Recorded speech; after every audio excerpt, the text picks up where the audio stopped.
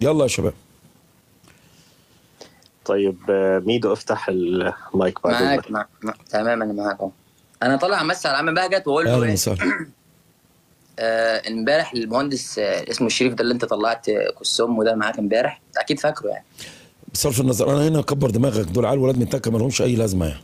الفكره ان انا يعني انا قعدت اتهزق فيه كتير، فاهم؟ هو نزل تويته بيقول انك انت بتهدده بالقتل. ماشي مش مشكله بقى. ده انا قعدت اطلع دين امه وقعد يضحك ويعمل طول اللي دلوقتي خلاص.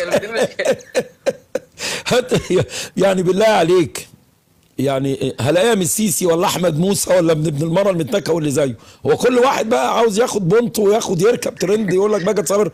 مره احمد موسى قلت له هنيكك مش هقتلك، بس كنت هقتله وانا بنيكه، هحطه اطلعه لغايه زماره يخش من طيز ويطلع عند لسان المزمار يقفله ويموت هو والسيسي.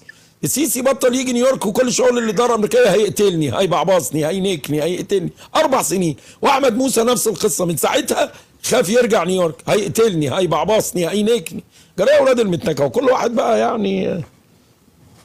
يلا يلا يلا الحمد لله. شكرا يا عم بهجت. شكرا يا حبيبي. شكرا يا ميدو، شكرا لك.